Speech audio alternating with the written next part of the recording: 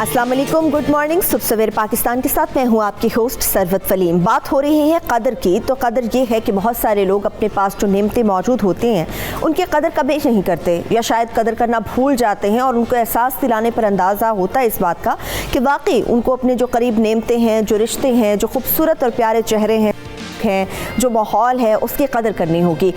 कदर क्या है? आपका अच्छा साफ़ सुथरा माहौल है। जब हम अपने घर का कूड़ा निकाल कर बाहर फेंक देते हैं गली मोहल्ले में, तो इसका मतलब ये है कि हम अपने साफ़ सुथरे माहौल की कदर नहीं करते।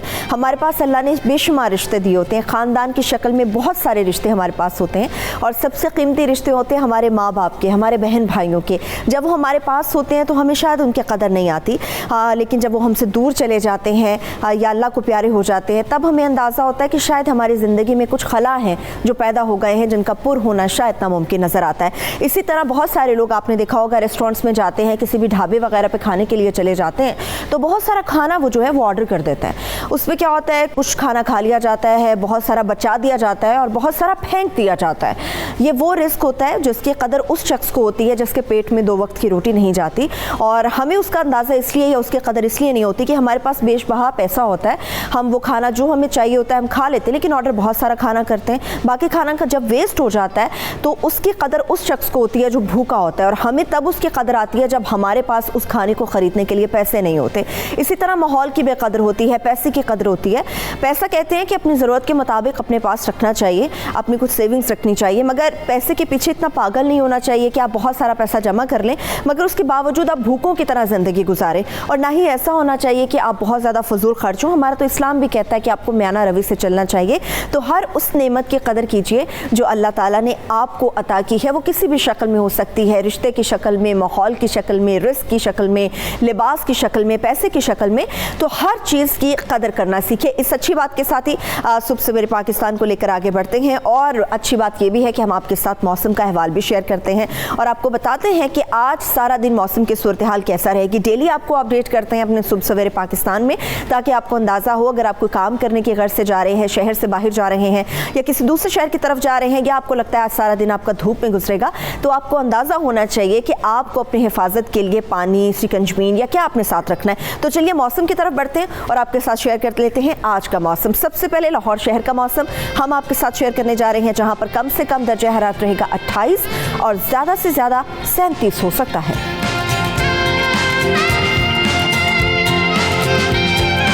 गर्मी अपने जोबन दिखाना शुरू हो गई है, क्योंकि इस्लामाबाद में भी मौसम कुछ ज़्यादा ठंडा नहीं है। इस्लामाबाद की सूरत हाल आपके साथ शेयर कर लेते हैं। इस्लामाबाद में कम से कम दर्जा हरारत रहेगा 27 और ज़्यादा से ज़्यादा 34 डिग्री हो सकता है। कराची काफ़ी दिनों से सेम टेम्परेचर के ऊपर हमें नज़र आ रहा है, क्योंकि कराची में आज भी कम से कम दर्जा हरारत रहेगा 29 और ज़्यादा से ज़्यादा 35 डिग्री तक जा सकता है। हल्के फुल्के डिग्रीज का फ़र्क है पेशावर और कराची के मौसम में, क्योंकि पेशावर में भी कम से कम दर्जा हरारत रहेगा 29 और ज़्यादा से ज़्यादा 38 हो सकता है।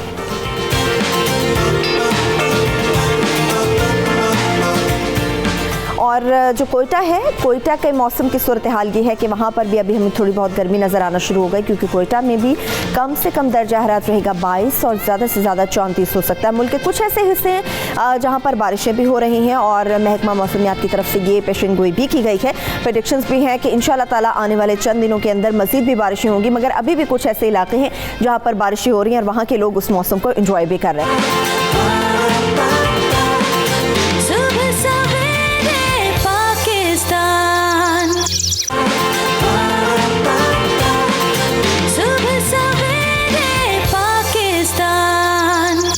चलिए, एंजॉय तो हमने कर लिया मौसम भी और जान भी लिया कि आज सारा दिन मौसम की क्या सूरत हाल रहेगी, मगर जिस तरह से हम अपने सियासी मौसम को नज़रअंदाज नहीं कर सकते, और आज के सियासी मौसम में सबसे ज़्यादा हिद्दत हमें नज़र आ रही है वो ये है कि prime minister Pakistan mister Imran Khan चूँकि अमेरिका में मौजूद है और उनकी एक ज़बरदस्त किस्म की मीटिंग हुई है डोनाल्ड ट्रंप के साथ, अमेरिकन प्रेसिडेंट के साथ, और मीटिंग की क्या सूरत हाल रही, कितने खुशगवार रही। पाकिस्तान के अंदर बहुत ज़बरदस्त किस्म का फीडबैक हमें देखने मिल रहा है, और ख़ास तौर पर हमारे जो प्राइम मिनिस्टर हैं उनका जो स्टाइल है उसने बहुत ज़्यादा फैसिनेट किया है, लोगों को बहुत ज़्यादा इम्प्रेस किया है। पहले हम देखते थे कि हमारे शायद बॉडी लैंग्वेज इस हद तक कॉन्फिडेंट नहीं होती थी, मगर ज़बरदस्त किस्म की बॉडी लैंग्वेज हमें देखने को मिली है। प्राइम मिनिस्टर इमरान खान ने जिस तरह से वहाँ पे प्रेजेंट किया है, जिस तरह से वहाँ पर बातें की हैं, और जो उन्होंने अपने पोस्टर जो गेस्चर्स दिए हैं वो ज़बरदस्त किस्म के थे। लोगों को यही उम्मीद थी कि पाकिस्तान का प्राइम मिनिस्टर भी जब कभी जाए, और ख़ासतौर पर जब हम अमेरिका की बात करते हैं तो उसमें हमारा सबसे बड़ा स्टांस ये होता है कि वहाँ पर जाके हमारा कॉन्फिडेंस लेवल क्या होगा, जो हम बातें लेकर जा रहे हैं वो पूरी होंगी नहीं होंगी, या उससे मुतालिक क्या हमें कोई मुस्बत कोई पॉजिटिव रिस्पांस भी देखने को मिलेगा। और it was a wonderful meeting, ज़बरदस्त किस्म की मीटिंग थी जो हमें नज़र आई। और ख़ास तौर पे इससे पहले जो जलसा हुआ उसमें भी हमने बात की कि इमरान खान साहब ने ज़बरदस्त किस्म का वो जलसा भी किया, और वो कहते हैं कि तारीख़ का वो ऐसा पहला जलसा था जो इस हद तक कामयाब हुआ। और पाकिस्तानी प्रेसिडेंट वहाँ पे प्राइम मिनिस्टर ने जाके जलसा किया, और लोगों की बहुत बड़ी तादाद, कहते हैं 25,000 से 30,000 के दरमियान लोगों की ये नंबर्स थे जो वहाँ पर इमरान खान साहब को सुनने के लिए आए थे। और जोश और जज्बा भी उनका दीदनी था। जोश और जज्बा तो अभी भी बड़ा दीदनी है, क्योंकि खान साहब ने वहाँ पर जिस तरह से प्रेजेंट किया है पाकिस्तान के केस को, जिस तरह से बातें की हैं, वो बड़ा वंडरफुल था। इसके साथ साथ चूँकि ये तो वो सूरत हाल है जो लम्हा बलम्हा हमारा चैनल 92 न्यूज़ हमारे तक पहुँचाता रहा, और हम आप तक पहुँचा रहे हैं, मगर इसके साथ साथ वहाँ पर एक्चुअली अभी क्या हो रहा है, क्या सूरत हाल है, कौन कौन से एजेंडास पर ख़ास तौर पे बात हुई, पाकिस्तानी कम्युनिटी ने किस एजेंडा को सबसे ज़्यादा अप्रिशिएट किया, और कौन कौन सी ऐसी चीज़ें जो हम मनवाने में या एटलीस्ट उनको पॉजिटिव वे में पेश करने में बड़े कामयाब रहे हैं। तो अपने नुमाइंदे की तरफ चलते हैं। अमेरिका से खुरम शहजाद हमारे साथ मौजूद होंगे, उनसे इस मामले में काफ़ी ज़्यादा डिटेल हम हासिल करेंगे। अच्छा खुरम, सबसे पहले खान साहब की जो मीटिंग हुई डेफिनेटली कामयाब मीटिंग रही, उसके एजेंडा पर तो बात करेंगे, मगर इससे पहले हम देख रहे थे कि 92 न्यूज़ का भी एक चर्चा हमें नजर आया डोनाल्ड ट्रंप के इस जुबान से। वो क्या मामला था, किसकी तारीफें हो रही थी वहां पे? जी बिल्कुल, उन्होंने पाकिस्तानी रिपोर्टर्स की तारीफ करते हुए कहा कि पाकिस्तान पहले तो उन्होंने ये कहा कि Pakistani people are beautiful people, I want more Pakistani reporter here in Washington. तो उसके साथ उनका ये भी कहना था, पाकिस्तानी मेरे बहुत से पाकिस्तानी दोस्त हैं, आई एम फ्रॉम न्यूयॉर्क, और ये जो पाकिस्तानी हैं बड़े टफ लोग होते हैं, अपने काम करना जानते हैं। तो काफ़ी उन्होंने जब मेरे से वो कम्युनिकेट कर रहे थे, वो चीज़ यहाँ पे वायरल हो गई जब उन्होंने रिपोर्टर्स और पॉजिटिव अच्छे रिपोर्टर्स पाकिस्तानी रिपोर्टर्स की बात की, और कहा कि और Pakistani reporters here in Washington who are जो जिनका अच्छा जो beautiful people, who are hardworking people, इस तरह करके उन्होंने अच्छे अल्फाज जो थे वो पाकिस्तानियों के बारे में कहे। खुरम, हम आपसे बात कर रहे हैं, मगर वो हमारे देखने वाले जो हमारे साथ इस वक्त सवेरे के हैं, और वो जानना चाहते हैं कि एक्चुअली डोनाल्ड ट्रंप के वर्ड्स क्या थे हमारे चैनल से मुतालिक, और ख़ास तौर पर हमारे रिपोर्टर यानी कि आपसे मुतालिक, तो वो ज़रा लोगों को पहले सुनवा देते हैं। Yeah, go ahead.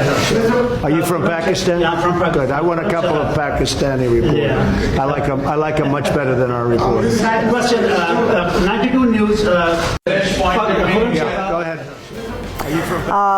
यकीनी तौर पे बहुत बड़ी अप्रिसिएशन होती है जब किसी मुल्क का प्रेसिडेंट, और ख़ासतौर पर अमेरिकन प्रेसिडेंट, किसी चैनल की खासतौर पर अप्रिसिएशन करे, और इसके साथ एक ख़ास रिपोर्टर को भी वो नॉमिनेट करे उस चीज़ के लिए वंडरफुल टाइम। लेकिन खुरम, ये तो हो गई ये बात जब चैनल की तारीफ हुई, बहुत सारे एजेंडाज थे जिसको डिस्कस किया, और कश्मीर के मामले पर जिस तरह से अमेरिकन प्रेसिडेंट ने जो स्टांस लिया उसको भी अप्रिशिएट किया जा सकता है। मगर ऐसी कौन सी चीज़ें हैं जिसका सबसे ज़्यादा बेनिफिट आप समझते हैं कि खान साहब के पाकिस्तान वापस आने के बाद हमारे मुल्क यानी कि पाकिस्तान को पहुंच सकता है? जो सबसे इम्पोर्टेंट चीज जो इस मीटिंग का, जिसे आप लब्बे लुबाब कह सकते हैं, दो चीज़ हैं। एक कश्मीर का मसला जिसके ऊपर प्रेसिडेंट ट्रंप ने एक इंकशाफ किया दुनिया के सामने कि 2 हफ्ते पहले उनकी मोदी से मुलाकात हुई, और मोदी ने प्राइम मिनिस्टर मोदी ने प्रेसिडेंट ट्रंप को दरख्वास्त की, रिक्वेस्ट की कि कश्मीर के मामले में उनकी हेल्प करें। और जब प्रेसिडेंट ट्रंप ने पूछा कि do you want a mediation और फैसिलिटेशन, तो जो मोदी था उसने मीडिएशन की बात की। बहुत बड़ी बात ही है, और इस बात के ऊपर इंडिया में तहलका मच गया, और इंडिया का जो फॉरेन ऑफिस है उसने फौरी तौर पर स्टेटमेंट जारी की कि हमने ऐसी कोई बात प्रेसिडेंट ट्रंप से नहीं की। लेकिन प्रेसिडेंट ट्रंप ने सब्जेक्टिव बात नहीं की, उन्होंने टाइम को कोट किया कि 2 हफ्ते पहले जब मेरी मोदी से बात हुई थी तो उन्होंने इस बारे में मीडिएशन के लिए बात की, और साथ ही हमारे जो कप्तान है, हमारे वजीर आज़म है इमरान खान, उन्होंने चिप इन किया और उन्होंने कहा कि अगर आप इसमें मीडिएशन के तौर पे आते हैं, इस मसले को हल करने की कोशिश करते हैं, कश्मीरी लोग जो सफर कर रहे हैं एक लंबे अरसे से,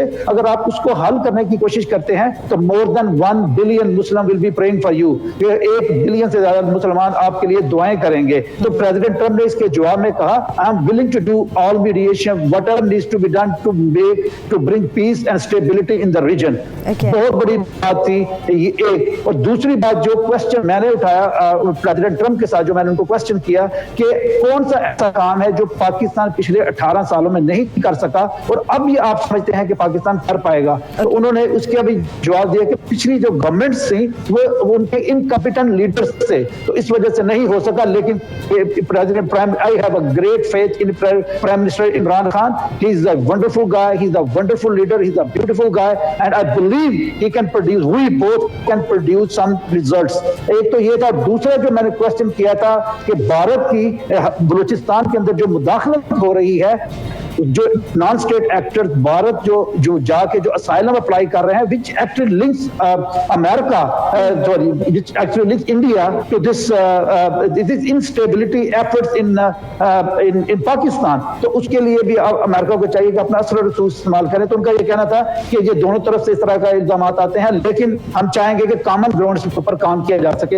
हिस्टोरिक डे था पाकिस्तान के, जो की इस वक्त जो चीजें थी, और खास तौर पे प्रेसिडेंट ट्रंप ने इस बात को बावर करवाया कि हम पाकिस्तान के साथ ट्रेड चाहते हैं, हम पाकिस्तान के साथ तिजारत, और पाकिस्तान के जो वर्क फोर्स है उसको यूटिलाइज करना चाहिए। पाकिस्तान की जो वर्क फोर्स है, नौजवान वर्क फोर्स बहुत ज्यादा है। प्राइम मिनिस्टर इमरान खान ने इस चीज को कहा कि we have more than 60% youth in Pakistan which is asset for the international investors in Pakistan, को उसको यूटिलाइज कर सकें। तो इस चीज को एजेंडे में आगे लाया गया। अभी से थोड़ी देर पहले ही 15-20 मिनट पहले यहाँ पे शाह महमूद कुरैशी ने पाकिस्तान एम्बेसी में अपनी जो ब्रीफिंग थी सारे दिन की, उसका भी लबे-लुबाब यही था कि हम यहाँ पे तिजारत के लिए आए हैं, हम यहाँ की मंडियों की रसाई के लिए आए हैं। हम चाहते हैं कि जो ग्रे एरियाज हैं उसके ऊपर कॉमन ग्राउंड्स के ऊपर काम किया जाए।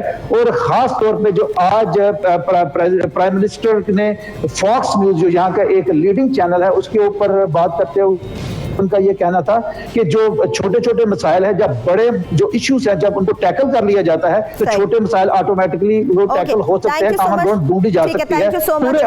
आप हमें अमेरिका से अपडेट कर रहे थे, मुकम्मल नजर रखिए इंशाल्लाह ताला। मज़ीद भी आपसे जानते रहेंगे कि प्राइम मिनिस्टर इमरान खान के वतन वापसी के बाद उनकी क्या क्या मसरूफियात होंगी, और वहाँ से आने से पहले वहाँ पर उनकी आखिरी मसरूफियात में कौन कौन सी चीज़ें ऐड होंगी, वो भी आपके साथ शेयर करेंगे, अपने देखने वालों के साथ। 92 न्यूज़ शेयर करता रहेगा। मगर इसके साथ साथ जब शेयर करने की बात कर रहे हैं, हमने सियासी हंगामे के हवाले से आपको अपडेट कर दिया कि वहाँ पर किस हद तक हमें कामयाबी हुई है। अगर सिफाती कामयाबी कहें तो यकीनी तौर पे ये भी सही होगा, और हमारे मुल्क का जो एक इमेज बेहतर हुआ है, डेफिनेटली वो बहुत बड़ी और खुशाइंद बात है हम सब लोगों के लिए, पाकिस्तान के वासियों के लिए।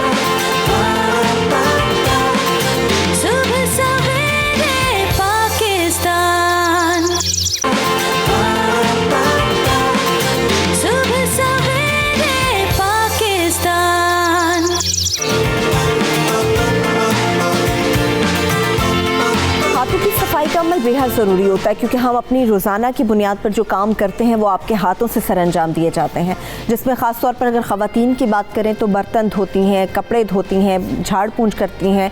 इसके साथ साथ हर घर के अंदर आपको मेड अवेलेबल नहीं होती, मासी मौजूद नहीं होती।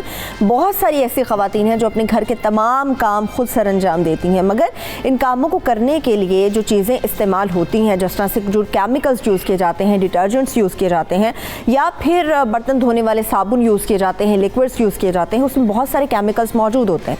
मगर हम अपने हाथों की सफाई का अमल या फिर अपने हाथों की हिफाजत उस तरह से नहीं करते, जो कि हमें बहुत सारे केमिकल्स को यूज़ करने के बाद करनी चाहिए। हाथों के मसाइल क्या क्या हो सकते हैं और ख़वातीन को किन चीज़ों से बचना चाहिए, जो केमिकल्स इन डिटर्जेंट्स के अंदर यूज़ किए जाते हैं या फिर बर्तन धोने वाले लिक्विड्स के अंदर या साबुन के अंदर यूज़ किए जाते हैं, उससे क्या क्या नुकसान हो सकते हैं और किस तरह से बचा जा सकता है।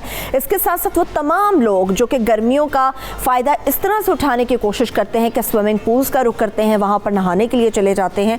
बड़े तो बड़े, छोटे छोटे बच्चों को भी लेकर जाया जाता है। वो पानी आपके लिए कितना ख़तरनाक होता है, उसकी सफाई का अमल होता है नहीं होता, कितने अरसे के बाद होता है, ये वो सारी बातें हैं जो कि स्किन से रिलेटेड है, आपके हाथों से रिलेटेड है और उन केमिकल्स से रिलेटेड हैं जो कि हमारे रोज़ाना की बुनियाद में यूज़ किए जाने वाली चीज़ों के अंदर मौजूद होते हैं। इस तमाम तर सूरत हाल पर बात करने के लिए हमारे साथ सुबह सवेरे पाकिस्तान में हमेशा की तरह हमें माहिर अमराज जल्द हैं डॉक्टर अली काज़मी साहब, आपने हमें ज्वाइन किया, thank you so much doctor साहब। मगर इनके साथ साथ डॉक्टर शकूर शहजाद साहब मौजूद हैं। अगर मैं शहजाद साहब की बात करूँ तो ये केमिकल एक्सपर्ट हैं और ये बहुत सारे जो केमिकल्स यूज़ होते हैं उनसे मुतालिक हमें अपडेट करेंगे। कुछ ही देर के बाद हमें कराची स्टूडियो से हमारी मारूफ हर्बलिस्ट है फरानाज, वो भी ज्वाइन करेंगी। मगर इसके साथ इस्लामाबाद से हमारी रिपोर्टर मरियम भी हमारे साथ मौजूद होंगी, मरियम मलिक, उनसे स्विमिंग पूल्स के रिलेटेड बात करेंगे। थैंक यू मरियम, आपने भी हमें ज्वाइन किया। सबसे पहले मैं शकूर साहब, डॉक्टर साहब आपसे बात करूंगी।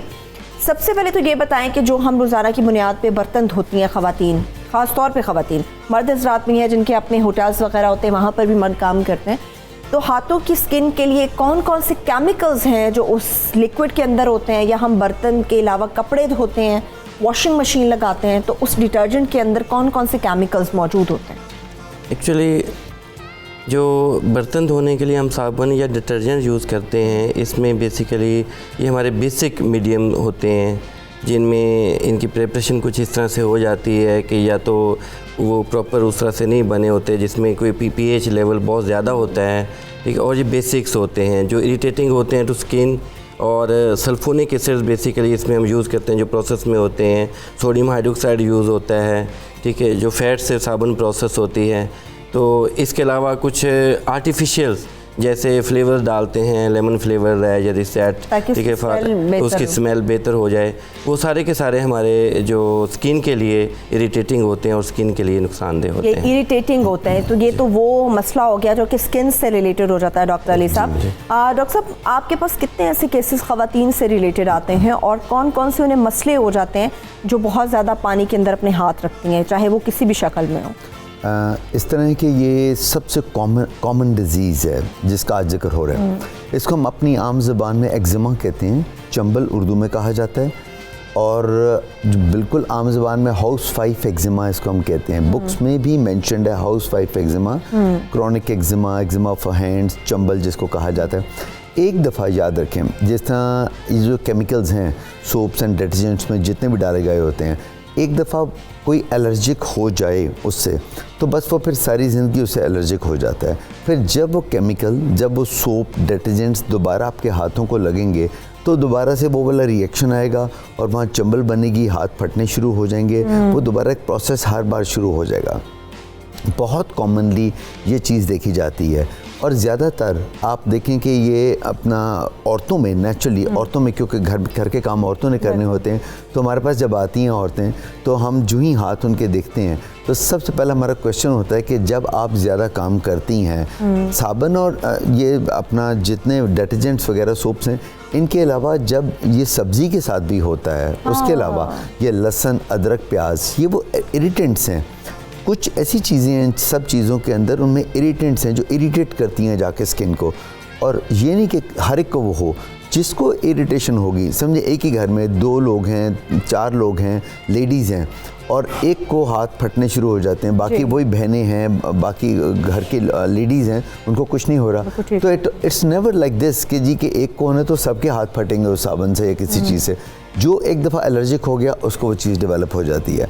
अब उसमें बहुत इम्पॉर्टेंट है कि हम मरीज़ को ये बताते हैं कि देखें, जब आपका अब ये चीज़ तो डेवलप होगी आपके अंदर, जब भी आपने करना है, तो उसमें होता है एहतियात से बढ़ के इलाज। एहतियात इज़ वेरी इंपॉर्टेंट। अगर हम कहते हैं आप एहतियात कर लें, आपको किसी ट्रीटमेंट की तरफ भी नहीं आना पड़ेगा, इलाज से बेहतर है, इलाज से बेहतर है। वहाँ मरीज़ को कहते हैं कि आप ग्लव्स पहन के, जो प्लास्टिक के मोटे ग्लव्स होते हैं काम वाले, वो हम कहते हैं कि आप ग्लव्स पहने, काम करें, साबुन, सरफ, बर्तन, सब्ज़ी, कपड़े वगैरह सारे धोए किए, उसके बाद उतार के उनको रख दें। उसका भी तो मसला होता है डॉक्टर साहब, बहुत सारी ख़वातीन कहते हैं प्लास्टिक के जैसे मोटे होते हैं वो ग्लव्स वगैरह, वो पहन लेते हैं, लेकिन जब वो आप गीले ग्लव्स उतार देते हैं उसके बाद जब वो खुश्क होता है ना तो वो ग्लव एक दूसरे से चिपक जाते हैं। ख़वातीन कहती हैं अच्छा मैं अब इसको अलग क्या करूँ, मैं ऐसे ही धो लेती हूँ। बल्कि उसमें एक और वो प्रॉब्लम कहती हैं, वो कहती हैं हमें इस प्लास्टिक से भी, जो ग्लव्स पहनते हैं रबर के होते हैं, उससे एलर्जी हो जाती है। उनके लिए मैं एक और चीज़ बताता हूँ, बड़ी इंपॉर्टेंट है, कि उनके लिए मैं कहता हूँ कि जिस तरह एक इनर ग्लव्स होते हैं कपड़े के, कॉटन के, ये जैसा क्रिकेटर्स पहनते हैं, इनर ग्लव्स पहनते हैं, तो वो एक इनर ग्लव्स होते हैं, वो पहनने पहले वो बिल्कुल हाथ के साथ लग जाते हैं और वो कपड़े का, कॉटन का होता है जो एलर्जी नहीं कॉज करता। उसके ऊपर वो वाले दूसरे ग्लव्स पहन सकते हैं, फिर ना वो ग्लव गीला होगा क्योंकि उसने इनर ग्लव भी पहना हुआ है, तो इसलिए वो पहले पहन के ताकि वो एलर्जी भी ना कॉज करे। वो वाला ग्लव जो रबर या प्लास्टिक जो बाहर से लग रही है हाथ को, उससे भी तो एलर्जी आ सकती है। कोई भी चीज़ आपके स्किन को कहीं भी लगे जाके, इट इज़ वेरी कॉमन ये वाली जो डिजीज़ आज जो हम डिस्कस कर रहे हैं चंबल, क्योंकि इसमें क्या होता है, एक दफ़ा अगर चंबल डेवलप हो गई, एक दफ़ा एक्जिमा आ गया, हाथ फटने शुरू हो गए, वहाँ पर अब क्या होगा, आहिस्ता आहिस्ता वहाँ क्योंकि हाथ फट गया, एक जगह वे बन गया वहाँ पर इन्फेक्शन जाने का। तो जब इन्फेक्शन जाएगी, जो जरासीम हमारे इस वक्त एटमॉस्फेयर में है, बैक्टीरियाज हैं, वो इन्फेक्ट करना शुरू हो जाएंगे। वो बैक्टीरिया अंदर जाएगा, वो इन्फेक्ट करेगा, वहाँ पर इन्फेक्शन आ जाएगी, पीप पड़ेगी, पस पड़ जाएगी। तो बजाय आप एक बीमारी से दूसरी की तरफ शिफ्ट होना शुरू कर देते हैं, पेनफुल हो जाता है उसके अंदर। तो इसलिए पॉइंट ये आता है कि आपने इससे बचत करनी है। और उसके साथ साथ एक और चीज़ बहुत कॉमन जो होती है कि जो नाखूनों की जड़ें हैं, ये जो बेस बंद बना होता है नाखूनों की तरफ अल्लाह ताला की तरफ से, ये फटने शुरू हो जाते हैं। तो इसे नाखूनों की एक डिजीज़ आ जाती है जिसको हम पेरोनिकिया कहते हैं। यानी कि ये सारे वो मसाइल हैं जो हाथों से रिलेटेड होते हैं। इस वक्त फ़रा नाज़ हैं हार्बलिस कराची से, वो भी हमें ज्वाइन कर चुकी हैं। फ़रा, आपको भी वेलकम करेंगे हम सब सवेरे पाकिस्तान में। बात हो रही है हाथों से रिलेटेड भी बात हो रही है कि किस तरह से हाथों को नुकसान देते हैं वो सारे केमिकल्स जो घर में बैठी ख़वातीन बर्तन धोती हैं, कपड़े धोती हैं, या फिर सफाई का ख़ास ख्याल नहीं रखती, सब्जियाँ धोते हैं। जैसे अरवी का सालन बनाने के लिए कहते हैं कि अरवी को आप धोएं, उसको काटें तो एक ख़ास किस्म की इचिंग होती है जो काफ़ी टाइम तक आपके हाथों के ऊपर मौजूद रहती है। ये सारी चीज़ें हमारे लिए बड़ी ख़तरनाक होती हैं, मगर इनसे बचने का तरीका क्या होता है कि इन जरासीम से कुदरती तरीके से बचा जा सके? पहले तो अस्सलाम वालेकुम जी, कैसी हैं आप? थैंक यू सो मच, आपने मुझे इनवाइट किया आज यहाँ पे। बहुत सारे मसाइल होते हैं जिसकी वजह से ये हाथों के ऊपर डिफरेंट काइंड ऑफ थिंग्स आती हैं। जिस तरह आप ये कहते हैं जी, डर्मेटाइटिस कहलाता है। बेसिकली ये सम टाइम आप देखते हैं कि ये बीच का जो हिस्सा होता है फिंगर्स का, ये बहुत इरिटेट करता है, रेड हो जाता है, फटने लगता है। इसी तरह पैरों के साथ भी होता है कि जो लोग बहुत ज़्यादा बंद शूज़ पहनते हैं, ये पेशेंट भी हमारे पास आते हैं, उनको भी हम कैसे क्योर कर सकते हैं। सबसे पहले यही कहना है कि आप अपना इम्यूनिटी सिस्टम आपका स्ट्रांग होना चाहिए। जब आप अंदर से स्ट्रांग होते हैं, जरासीम आपके ऊपर कम अटैक करते हैं। ये छोटी उम्र से ही हमें इन चीज़ों का ख्याल करना चाहिए। लेकिन जब हो जाता है तो उसके बाद एहतियात क्या करनी है। डॉक्टर साहब को मैं सुन रही थी, उन्होंने कहा कि जी आप ग्लव्स पहन सकते हैं, बिल्कुल, लेकिन हर काम आप ग्लव्स पहन के नहीं कर सकते। एहतियात बिल्कुल ज़रूरी है। मेरे पास यहाँ पे कैलेंडोला है ज़िया फार्मा का। ये आप अगर कोई किचन का ऐसा काम कर रहे हैं जिससे बर्तन धो रहे हैं या आपने कपड़े धोने हैं, सबसे पहले आप इसको अच्छी तरह अपने पूरे हाथों में लगा लें। लगाने के बाद आप अपने सारे काम कर लें। जब आप वॉश करेंगे, ये बहुत ऑयली होता है, जिन हिस्सों में आपके प्रॉब्लम है वहाँ लगा लीजिए और उसको ये कंट्रोल करेगा। और आपने जो काम करने हैं अपने काम करें, उसके बाद हैंड वॉश करके वापस से ये लगा लें, तो जितनी भी इरिटेशन हो रही है या आपके प्रॉब्लम हो रहा है वो उसको कंट्रोल करेगा। दूसरी बात, एक्जिमा एक बहुत अलग बीमारी है। एक्जिमा जो है वो जैसे जैसे वेदर्स अगर ड्राई है या सर्दी है, इस तरह का मौसम जो बहुत खुश्क या तकलीफ़दा होता है, उसमें ये बढ़ना शुरू हो जाता है। तो उसको आप ऊपर से स्किन को ड्राई नहीं रख सकते हैं, उसको ऑयली रहना ज़रूरी है। उसके आप ऊपर कोई ना कोई लोशन एप्लीकेशन ज़रूरी है, या हम उसमें आलमंड ऑयल कहते हैं कि आप लगा के रखें, ताकि वो स्किन अगर ड्राई होना शुरू हो जाएगी वो बढ़ता चला जाता है। हम लोग फ्री कैंप्स करते हैं, आप यकीन करें कि वहाँ पे लोगों को पता ही नहीं होता, उनकी हाथ से स्टार्ट हुआ, उनकी कोहनियों तक जा चुका है और इतनी ख़राब कंडीशन हो चुकी होती है, उनको कुछ समझ नहीं आता, उनके पास कोई इलाज नहीं होता। उन सारे बहन भाइयों के लिए भी ये है कि सबसे पहले आप लाजमी डॉक्टर को ज़रूर जाकर दिखाइए कि आखिर ये हो क्या रहा है।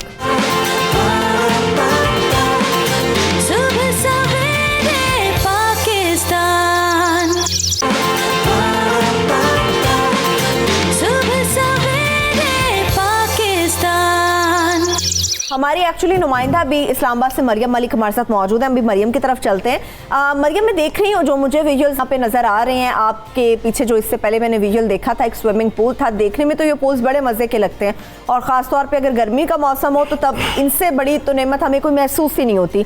मगर इन पूल्स में जो लोग नहाने आते हैं, उसके लिए पानी को कब चेंज किया जाता है, कितनी बार चेंज किया जाता है, और इसका तरीक़ेकार क्या है कि पानी को साफ़ सुथरा रखा जाए? आपकी कोई बात हो सकी?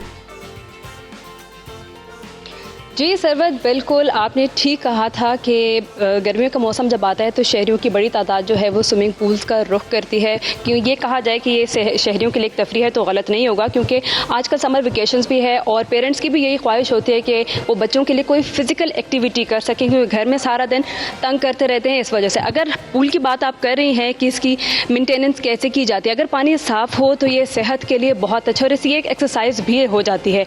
मज़ीद इसके ऊपर बात करते हैं, हमारे साथ इस वक्त इंचार्ज मौजूद हैं। मूसा साहब से हम जानेंगे कि इसको मतलब पानी को साफ़ करने के लिए क्या एहतियात की जाती है, और सबसे पहली बात यह है कि स्विमिंग पूल्स के जो रूल्स होते हैं उन रूल्स को कैसे फॉलो किया जाता है हाइजीनिक के हवाले से। जी बिस्मिल्लाहिर्रहमानिर्रहीम। स्विमिंग पूल के रूल्स को हम ऐसे फॉलो करते हैं कि जो भी मेंबर आता है हम उसको गाइड करते हैं कि आपने प्रॉपर शावर लेना है, आपने प्रॉपर कॉस्ट्यूम इस्तेमाल करना है। उसके साथ साथ हम लोग प्रॉपर इसकी पानी की सर्कुलेशन होती रहती है, इसमें क्लोरीन गैस शामिल होती है ताकि हाइजीनिकली मेंटेन रहे। अच्छा, मुझसे ये बताएं कि एक ग्रुप अगर आता है स्विमिंग करने के लिए तो दूसरे ग्रुप को आने के लिए क्या दोबारा पे इसको सफाई करते हैं, कैसे इसकी सफाई किया जाता है, क्योंकि आपको नहीं पता कि इसको क्या बीमारी है क्या नहीं है, तो हाइजीन का किस तरीके से प्रॉपर तरीके से ख्याल किया जाता है? हाइजीन का वैसे ख्याल करते हैं कि हमारे पास मुख्तलिफ़ टाइमिंग हैं, एक दिन में 2 टाइमिंग फ़ीमेल की हैं और 2 टाइमिंग्स मेल की हैं। हम लोग ख्याल ऐसे करते हैं कि मॉर्निंग और इवनिंग में इसकी सफाई होती है, जबकि पानी की जो सर्कुलेशन है और इसमें क्लोरीन शामिल होने का अमल है वो 24 आवर चलता रहता है। और उसमें भी अगर हम देखते हैं कि तेज़ाबियत ज़्यादा होता है, जो pH नेगेटिव हम इस्तेमाल करके उसको लेवल करते हैं ताकि ये हर एक के लिए हाइजीनिकली बिल्कुल अच्छी सेहत के लिए। अच्छा, अभी आपने बोला कि आप केमिकल्स का इस्तेमाल करते हैं मेंटेनेंस के लिए, तो मुझे बताएं ये केमिकल्स बच्चे भी स्विम करते हैं, डेफिनेटली बड़े भी करते हैं, तो वो इंसानी सेहत के लिए कितना डेंजरस होते हैं, उसके लिए क्या इकदाम होते हैं? जो केमिकल हम इस्तेमाल करते हैं वो बिल्कुल इंसानी सेहत के लिए मुज़र नहीं होते, और इंसानी सेहत के लिए बिल्कुल मुज़र नहीं होते वो। अच्छा, क्या उनको मद्देनज़र रखा जाता है, किन इकदाम को मद्देनज़र रखा जाता है? उसमें ये है कि pH वैल्यू पानी की चेक की जाती है, और अगर वो वैल्यू एक स्टैंडर्ड वैल्यू से कम या ज़्यादा हो तो उसके मुताबिक हम क्लोरीन गैस भी लगाते हैं, क्लोरीन दानेदार भी इस्तेमाल करते हैं, और pH क्लोरीन नेगेटिव पाउडर भी इस्तेमाल करते हैं ताकि पानी हाइजीनिकली। जो मरियम हम अभी सुन रहे हैं, जो मैनेजर जिनसे आप बात कर रही हैं, उनका कहना है कि जो केमिकल्स यूज़ किए जाते हैं वो बिल्कुल भी मुज़र सेहत नहीं होते, क्योंकि छोटे छोटे बच्चे भी यहाँ पर आते हैं, बड़े अशखास भी आते हैं। ये कितने ख़तरनाक होते हैं या नहीं होते, ये तो हम अपने एक्सपर्ट से और डॉक्टर साहब से पूछेंगे। आपका बेहद शुक्रिया मरियम, आप सुबह सवेरे ही स्विमिंग पूल्स की तरफ चली गई और जाके आपने हमें सुबह सवेरे पाकिस्तान में अपडेट किया। Thank you so much. अच्छा डॉक्टर साहब, अभी हम बात कर रहे थे, बल्कि मैं डॉक्टर शकूर साहब से भी ये बात जानना चाहूँगी केमिकल से रिलेटेड। यहाँ पर एक मैनेजर हैं, वो कहते हैं कि जो स्विमिंग पूल्स के अंदर हम केमिकल्स यूज़ करते हैं, चाहे जितना छोटा बच्चा भी चला जाए, वो इंसानी सेहत के लिए बिल्कुल मुज़र नहीं होते। क्या वाकई ऐसा होता है कि आप, उनका कहना है कि 24 आवर्स हमारा जो क्लोरीन का सिस्टम है वो पूल्स के अंदर चलता रहता है, तो उसको बैलेंस भी कर दिया जाता है, मगर ये एक्चुअली कितना ख़तरनाक होता है? मैं आपको क्लोरीन के हवाले से बताऊँगा।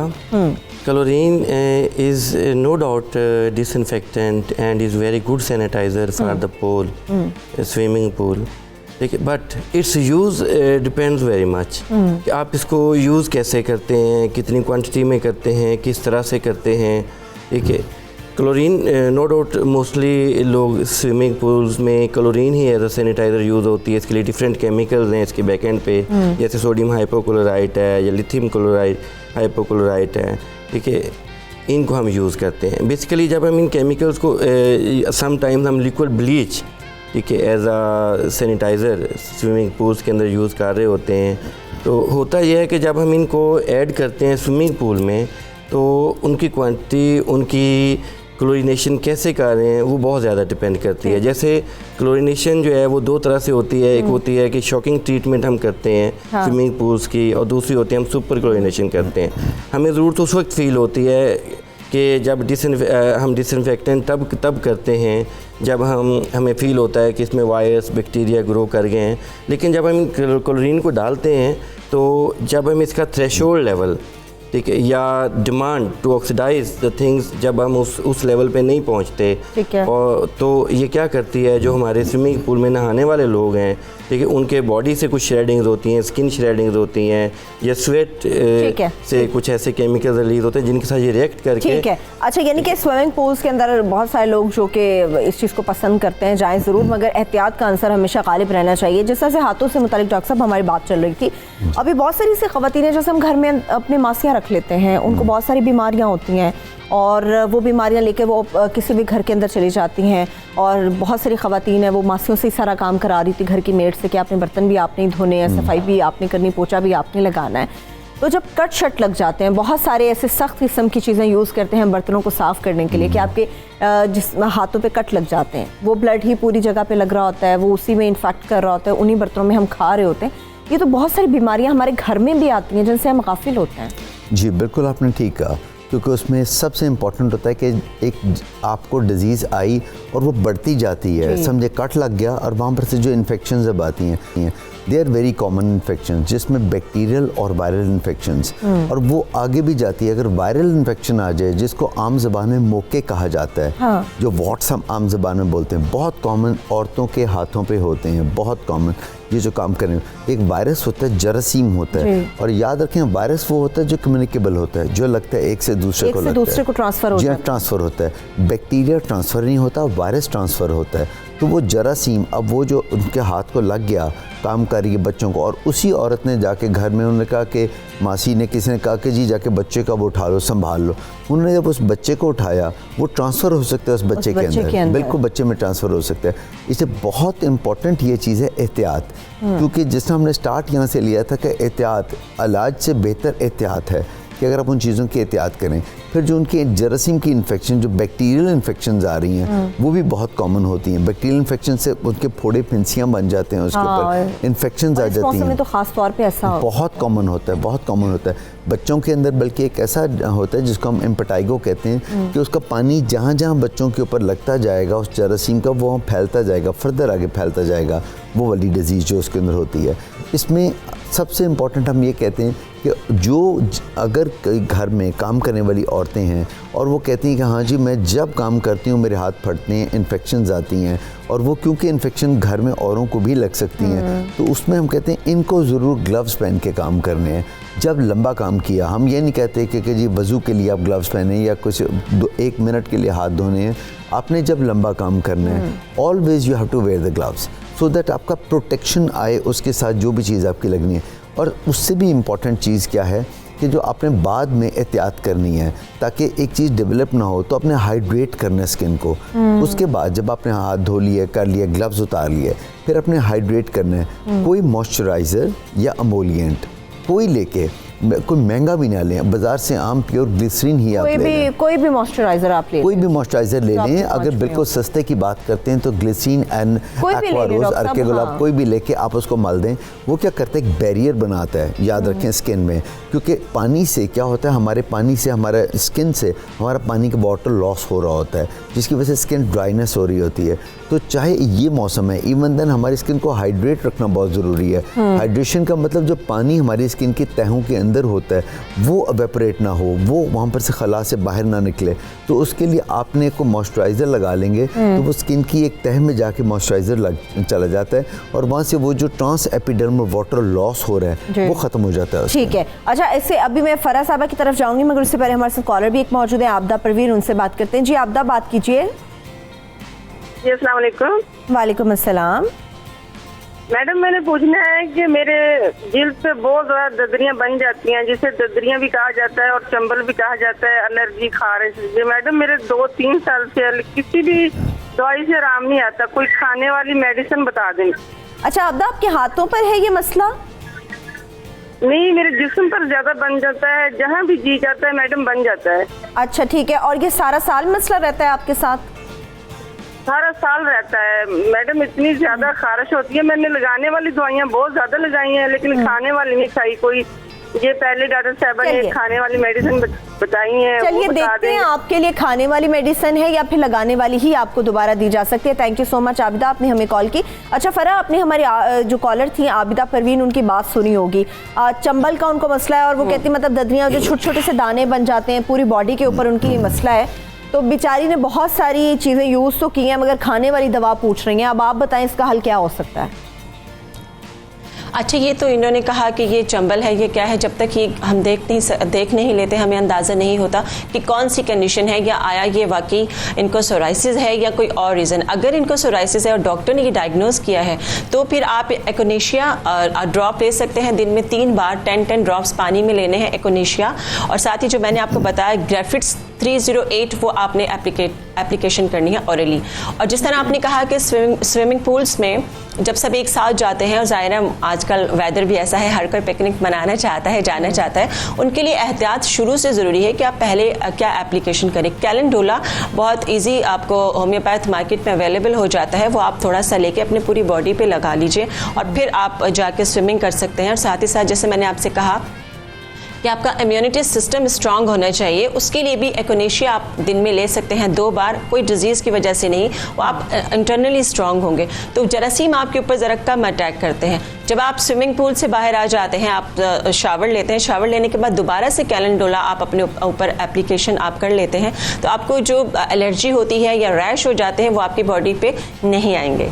अच्छा, लेकिन फ़र्क ये भी तो देखते हैं जो ख़वातीन बहुत ज़्यादा पानी के अंदर अपने हाथ रखती हैं, नेल्स उनके बहुत ज़्यादा वीक हो जाते हैं। ख़वातीन को नाखून बढ़ाने का शौक भी होता है, अगर ना भी बढ़ाए तो उनके नेल्स बहुत ज़्यादा वीक हो जाते हैं, और हल्का सा कहीं से भी लग जाए नेल आपका तो वो नेल स्किन से ही उतर जाता है। तो इसकी हिफाजत कैसे की जा सकती है? पानी में तो हाथ डालना बेहद ज़रूरी है, मगर नाखूनों की हिफाजत भी कैसे की जा सकती है? अच्छा, ज़ाहिर है कुछ लोगों की स्किन, जिस तरह बहुत से लोगों की स्किन बहुत सख्त होती है, बहुत से लोगों की सॉफ्ट होती है, इसी तरह नेल्स की भी स्किन इस तरह, नेल्स जो होते हैं बहुत से लोगों के बहुत नाजुक होते हैं, बहुत सख्त भी होते हैं। लहसुन लेके अगर थोड़ा सा आप रब कर लेते हैं नेल्स के ऊपर तो वो थोड़े से सख्त हो जाते हैं, ज़रा कम टूटते हैं। लेकिन इसके साथ साथ उनकी जो साइड के क्यूटिकल्स होते हैं लोगों के, वो इरिटेट करते हैं, उसमें तकलीफ होने लगती है। तो उसके लिए हम आपको ये कहते हैं कि कैलेंडोला की एप्लीकेशन आप करें यहाँ साइडों पर। उसमें क्या होगा कि आपके नेल्स स्ट्रांग होंगे और जो प्रॉब्लम आपको हो रहा है वो आपको फेस नहीं करना पड़ेगा। ठीक है, ठीक है। अभी हमारे साथ कॉलर है नदीम, उनसे बात कर लेते हैं। जी मेरे भाई, बात कीजिए। अस्सलाम वालेकुम जी। वालेकुम अस्सलाम। मैंने पूछा था डॉक्टर साहब से कि मेरी ना ये गर्दन की जेल जो है ना एक अक्सर ब्लैक हो जाती है जी, बगलों के पास से, बाजुओं के पास से, गर्दन के पास से जी। जी अच्छा, ठीक है, thank you so much Nadeem. इसका डॉक्टर साहब से हम जवाब लेंगे, लेकिन सबा भी आई थिंक हमारे साथ कॉलर एक मौजूद है, उनसे बात कर लेते हैं। जी सबा, बात कीजिए। अस्सलाम वालेकुम जी, मैं इस्लामाबाद से सबा बात कर रही हूँ। जी वालेकुम अस्सलाम, बात कीजिए। जी मुझे डॉक्टर साहब, डॉक्टर फराज से नहीं, मुझे डॉक्टर साहब से बात करनी है कि आज आया हुआ है कि ना, जैसे ऑस्ट्रेलिया में जो है उन्होंने डर्मेटोलॉजिस्ट हैं, उनका स्कूल जो है उसमें उन्होंने कहा है कि जो आप अंडर आई फिलर लगाते हैं या अंडर लिप्स की जो लाइंस उसमें फिलर्स लगाते हैं, उससे आपकी मतलब ब्लाइंडनेस जो है उसके बहुत ज़्यादा चांसेस हैं, और इतने लोग ब्लाइंड हुए हैं। अगर आप आज गूगल खोलें तो उसमें नहीं मेन टॉप स्टोरी आई हुई है। तो डॉक्टर साहब से मुझे, मैं फ़ोन बंद करूंगी तो काइंडली उस पर जवाब दीजिएगा, ये कितने सेफ हैं जो ये आप ना अंडर आई फिलर्स लगाते हैं। डॉक्टर फराज से नहीं मुझे पूछना, मेरी जो डॉक्टर है उनसे पूछना है। और ये जो ना बनी लाइंस में जो फिलर्स लगाते हैं और ये जो लिप लाइंस में, ये कितने सेफ हैं, क्या इसमें ब्लाइंडनेस के चांसेस हैं? डोंट वरी सबा, इंशाल्लाह ताला अभी कुछ देर में आपका रिप्लाई हम ले लेते हैं। फरा साहबा से भी, डॉक्टर अली कासमी से भी ले सकते हैं, और इसके साथ साथ जो हमारे कॉलर नदीम ने हमें कॉल की थी उनका जवाब भी लेते हैं। मगर अभी सुबह सवेरे पाकिस्तान में अभी हम छोटी सी बढ़ रहे हैं, जब ब्रेक से वापस आएंगे गुफ्तगू का सिलसिला यहीं से आगे बढ़ेगा। हमारे साथ रहिए।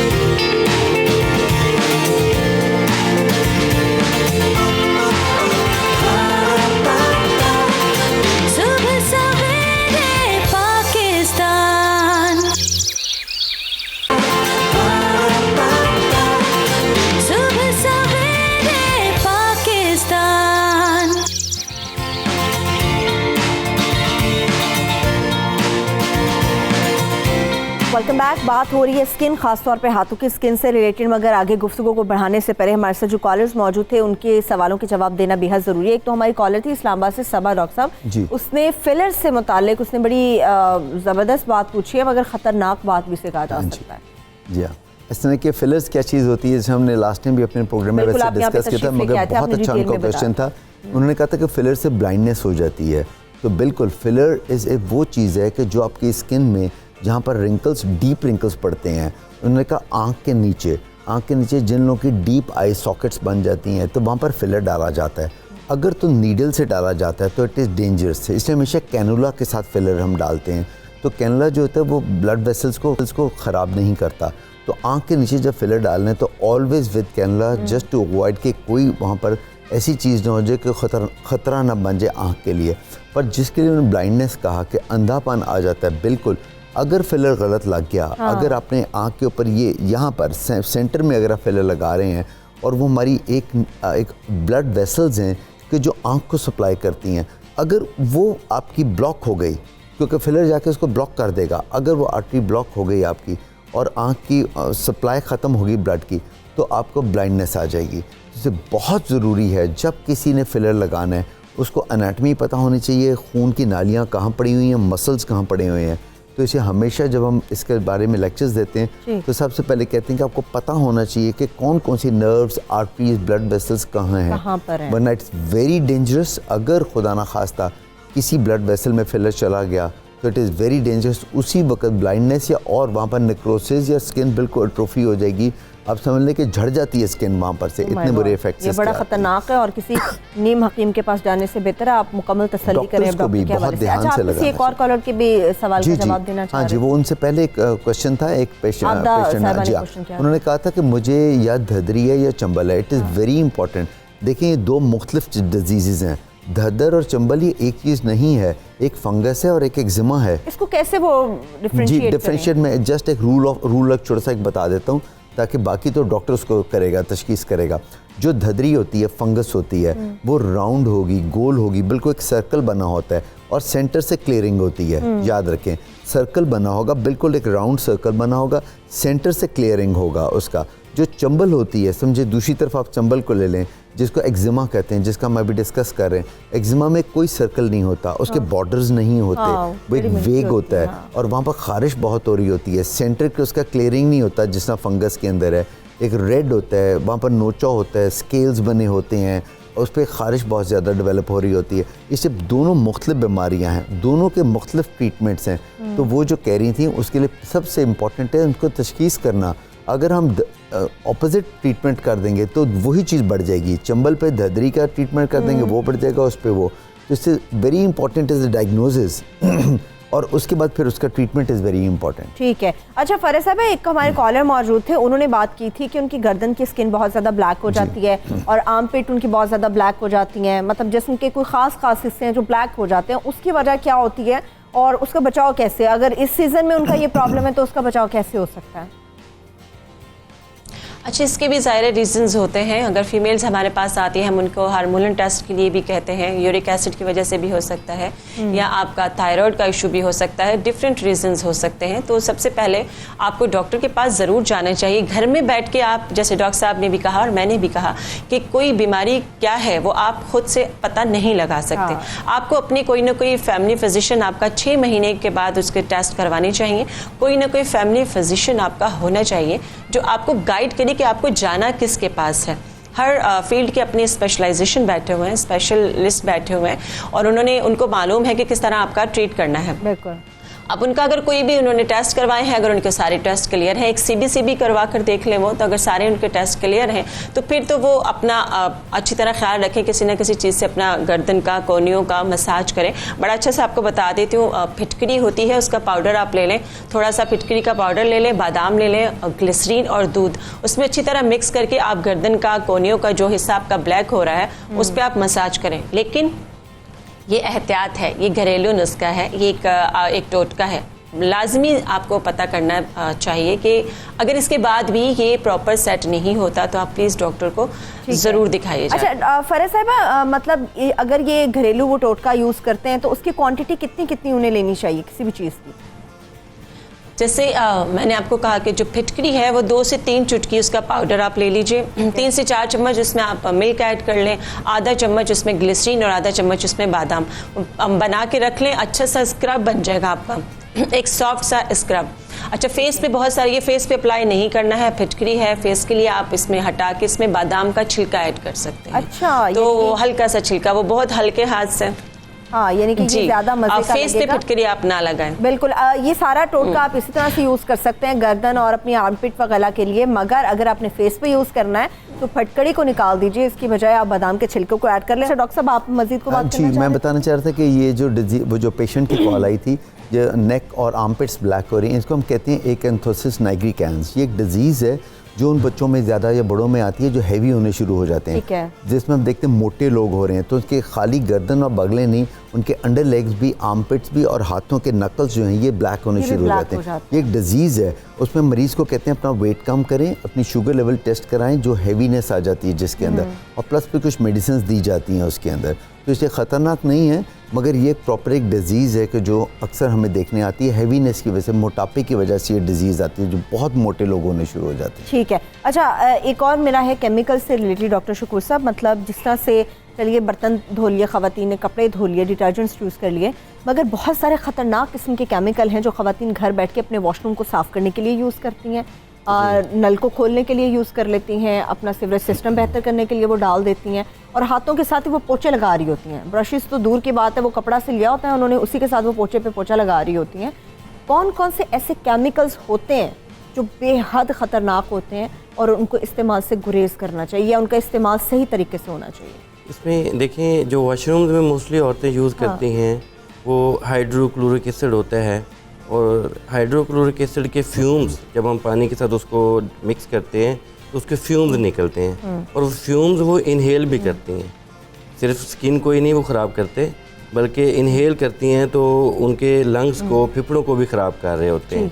और दूसरा, कपड़े धोते हुए औरतें मोस्टली ब्लीच यूज़ करती हैं कपड़ों को ज़्यादा साफ़ करने के लिए, दाग धब्बे मिटाने के लिए।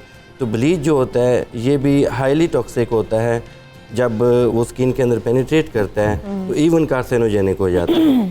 तो इन केमिकल्स को यूज़ करते हुए उनको डॉक्टर साहब ने जैसे बताया कि ग्लव्स यूज़ करें, प्रॉपर मास्क यूज़ करें, अगर सपोज वॉशरूम में वो यूज़ कर रही हैं तो ताकि वो इनहेल ना कर पाएँ उन फ्यूम्स को और अपनी उनकी स्किन के अंदर पेनिट्रेट ना कर पाएँ। और उनको शूज़ में भी, उनको जब वॉशरूम में स्पेशली यूज़ करती हैं तो उनको शूज़ भी ऐसे पहनने चाहिए कि उनके पाँव को भी वो ना टच करें, जिससे मोस्टली फूड डिजीज़। ठीक है, बेहद शुक्रिया आपका डॉक्टर शकूर साहब, आप यहाँ पर तशरीफ़ लाए। डॉक्टर अली काज़मी, आपका बेहद शुक्रिया, थैंक यू सो मच। फरा साहिबा, आपने भी हमें सुबह सवेरे पाकिस्तान में ज्वाइन किया।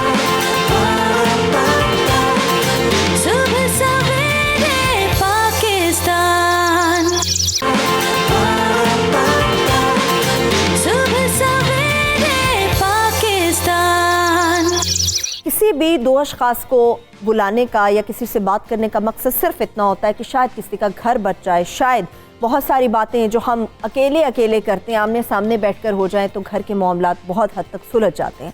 ऐसा नहीं हो सका, मगर डोमेस्टिक वायलेंस की ये ताज़ा तरीन मिसाल है। इससे पहले भी कई ऐसे वाक़यात, कई नामवर ऐसी पर्सनालिटीज़ हैं, सेलिब्रिटीज़ हैं जिनके साथ ये वाक़यात पेश आते रहे हैं। घरेलू तशद्दुद की बात करते हैं, ये होता क्यों है, इसकी वजूहात क्या है, और जब दो लोग प्यार और मोहब्बत के रिश्ते में बनते हैं, इस अजीम रिश्ते को एक जगह पर इकट्ठे हो जाते हैं इस रिश्ते को लेकर, तो उसके बावजूद भी हमें इस किस्म की तकालीफ या इस किस्म की शिकायतें मुआशरे में सुनने को क्यों मिलती हैं। इस पर बात करने के लिए हमारे साथ हमारी माहिर नफ्सियात इस्लामाबाद स्टूडियो से मौजूद होंगी नुशाबा मनान। नुशाबा, आपको वेलकम करेंगे। इसके साथ साथ माहिर कानून है इस्लामाबाद से फ़ातिमा खान, वो भी इनके हमरा मौजूद है। फ़ातिमा, आपको भी वेलकम करेंगे। और सबसे बड़ी हस्ती हमारी जो है, मैच मेकर हैं हमारी मिसेस खान, किसी तारुफ की मोहताज नहीं है, वो भी कराची स्टूडियो से हमारे साथ मौजूद होंगी। बहुत शुक्रिया Mrs Khan, thank you so much, आपने हमें ज्वाइन किया। अभी मिसेस खान, मैं आप ही से शुरू कर लेती हूँ। जैसे हम डोमेस्टिक वायलेंस की बात करते हैं, माशाल्लाह से आप जिस तरह से लोगों को करीब से आपने देखा है, जितना एक्सपीरियंस आपका है लाइफ का, ये हर जगह, मैं कहूँगी हर घर में तो नहीं, मगर मोस्टली किसी ना किसी शक्ल में ख़वातीन के ऊपर हमें नज़र आता है ये मामला। मोहब्बत करने वाले लोग रिश्ते में बनते हैं तो फिर ये तशद्दुद की नौबत क्यों आती है? देखिए, एक तो मैं औरतों को बहुत लाउड एंड क्लियर कहूँगी कि अपनी ज़ुबान को कंट्रोल में रखो। जी जनाब, आप बड़ों की रिस्पेक्ट, छोटों से प्यार करें। आप एक दूसरे को रिस्पेक्ट देना सीखें। आप एक दूसरे को पेशेंस, उसने ये कह दिया तो आप उससे बढ़ के बात करेंगे, उसको जलाएंगे, उसके ऊपर आप कई तरीक़े से, वो अगर आपको एक बात कह देता है, ज़रा सा अगर आप खामोश हो जाएं या थोड़ी देर के लिए सोच लें कि वो कम अकल है, वो पढ़ी लिखी नहीं है, या जाहिल है सास, या कुछ शौहर गरम मिजाज का है। Like my husband is a very, you see, वो बहुत गरम मिजाज के हैं। वो ज़्यादा औरत की बात टॉलरेट, ये नहीं कहेंगे कि उन्होंने मुझ पे सख्ती की, स्लीवलेस पहनने नहीं दिया, या कि शो बिजनेस में यहाँ पे मॉर्निंग शोज़ में जाने नहीं दिया। No, nothing of that sort. But unnecessary जो औरतें आर्ग्यू करती हैं, जो औरतें बदतमीज़ी करती हैं, तो तशद्दुद उधर हो जाता है। ज़रा आप कंट्रोल करें अपने आप को, ज़रा चेहरे पे मुस्कुराहट लाएं और हस्बैंड से तरीक़े से बात करें, या खामोश रहो, थोड़ी देर खामोश रहो, सेटल हो जाती है सब कुछ। सब कुछ सेटल हो जाता है। उसने ये कहा, आपने उसको 4 गालियाँ सुनाई, उसने 8 गालियाँ सुनाई, वो आपकी माँ पर पहुंचा, वो आपके दादा पर पहुंचा, आपको तैश आ गई, आपने उठाकर चीज़ें मारना शुरू करी। तो अगर आप चुप रहेंगे तो ये सब कुछ नहीं होगा। तशद्दुद होता है, जहालत है हमारे मुल्क में, पढ़ाई की कमी है, इग्नोरेंस है, गर्म मौसम है, गर्म मौसम में वैसे ही मर्द गर्मी से आएगा तो उसका तो पारा आउट होता है, वो आते ही वैसे ही गर्म होते हैं। कुछ चीजें इधर उधर नजर आई होगी, they start shouting. Mrs Khan, चलिए मानते हैं वाकई हमारे मुल्क में जहालत का अंसर भी हमें नज़र आता है, डोमेस्टिक वायलेंस भी हमें नज़र आता है, मगर ख़वातीन का ये मौक़िफ़ है कि ख़वातीन कब तक खामोश रहे, कितना खामोश रहे। वो कहती मर्द को पहली दफ़ा में ना सुनाओ तो वो अगली दफ़ा और ज़्यादा उसको हल्ला शेरी मिलती है और वो और ज़्यादा आपको बातें सुनाता है। क्यों खामोश? आप पहली दफा सारी चीजें ऑर्गेनाइज रखें, आप पहली दफा हर चीज मैनेज रखें। अगर आप घर में हैं तो आपको ये करना पड़ेंगे। आपको पता है कि आपका शौहर कैसा खाना खाता है, आपको पता है कि वो क्या चीज पसंद करता है। आप उन चीज़ों को तो केटर करें, आप उन चीज़ों को तो देखें तो थोड़ा वायलेंस कम हो जाएगा। औरत को आजकल इतना कावा नहीं, इक्वल राइट्स नहीं है कहीं भी। औरत जरा सी नीचे है, मर्द से नीचे। ये याद रखें, इक्वल राइट्स जो कहती हैं वही दाम दड़म धड़ुम होती हैं। लेकिन जो बातें राइट्स नहीं है, खुदा ने भी इक्वल राइट्स नहीं दिए हुए। आप जो बातें कर रही हैं मिसेस खान, इस पे नुशाबा मुझे काफी हद तक डिसएग्री भी लग रही है, क्योंकि जब हम इक्वल राइट्स की बात करते हैं क्या डिसएग्री, आपका मियाँ आपको कुछ कहेगा, आप कुछ और कहेंगी उसको। अभी नुशाबा से पूछ लेते हैं ना, आपका मियाँ कुछ कहेगा, आप जरा सा धीमी आवाज में, और मर्द के ऊंची आवाज ना निकालो। मर्द से ऊंची आवाज निकालोगे तो थप्पड़ खाओगे। लेकिन मिसेस खान आपकी बात बिल्कुल सही नौशाबा, लेकिन औरत अपने बराबर के हुकूक, आज की पढ़ी लिखी लड़की है, वो अपने बराबर के हुकूक मांगती है, बराबरी का दर्जा मांगती है। आपको खुदा ने नहीं दिए वे, आपको खुदा ने कहा कि सजदा अगर दूसरा देता तो मैं शौहर को देता। खुदा ने लिखा है, खुदा ने कहाँ कह दिया नुशाबा कि औरत अगर बात नहीं करती, अगर औरत बात नहीं करती उससे तशद्दुद कर दो। अगर आप कहें कि औरत को ज्यादा रिस्पेक्ट है और मर्द झुके, कभी नहीं होगा, ये दुनिया में हो ही नहीं सकता। पूरी दुनिया में मर्द की डोमिनेशन है, बस ये याद रखें। जी नुशाबा जी, लड़ाई झगड़े कम होंगे। मैं शुक्रिया आपकी मदद करने में, रिस्पेक्टफुल हमारी सबको ऑडियंस को। अब हम बिल्कुल रिस्पेक्ट करते हैं हर एक की राय की, और मिसिस खान का तजर्बा मैंने पहले कहा था, ये अपनी जगह इनका बिल्कुल कायम है। और तजर्बा नहीं है, ठीक है, मर्द की डोमिनेंसी, इक्वालिटी और बराबरी, एक चीज़ तो ये समझ लें कि ये दोनों डिफरेंट स्पीशीज़ हैं। हाँ। इन दो मुख्तलिफ इंडिविजुअल्स हैं, लेकिन मर्द और औरत बराबरी, उनकी फ़िज़िकल नीड, उनकी इमोशनल नीड ही डिफरेंट है। इस पर कोई जंग या लड़ाई या कंपैरिजन इसमें करना, ये तो पहली बात ही मेरे ख्याल में ठीक बात नहीं है। दूसरी बात, एक चीज़ मैं आपको बताऊंगी कि देखें, आपने तो बात कर दी एक जैसे ऐसा होना चाहिए अपने, मैं समझती हूँ कि मैं इसको साइकोलॉजिकल टर्म में ज़रूर लेकर जाऊंगी कि हमारे पास जितने भी केसेस अनफॉर्चुनेटली वायलेंस के, एग्रेशन के, एंग्जाइटी के, कन्वर्जन के अस्पतालों में आते हैं, बच्चियों में सबसे ज़्यादा बच्चियाँ वायलेंस का शिकार है। और ये हमारे माशरे का 90% जो हमारा एरिया है, ये हमारी ट्रेडिशनल है कि एक मर्दानगी तसव्वुर की जाती है, यही कि औरत के ऊपर डोमिनेट करो। वो उन्होंने विटनेस किया होता है, उन्होंने अपने वालिद को वालदा के ऊपर, और फिर लेटर ऑन। इसका ये मतलब नहीं है कि अगर आपने विटनेस किया कि आपके वालिद अब्यूसिव हैं या इमोशनली आपकी वालदा के साथ, देखिए जो डोमेस्टिक वायलेंस है ना, ये सिर्फ फिजिकल नहीं है, ये इमोशनल भी है। अब उसके अंदर आपको समझना चाहिए, रीजंस हो सकते हैं। मैं आपको बताऊं, अल्कोहल, जो ये ड्रग्स का इस्तेमाल, उसके अंदर एंगर मैनेजमेंट, आपको पता ही नहीं है कि गुस्से की हालत में कंट्रोल कैसे करना है।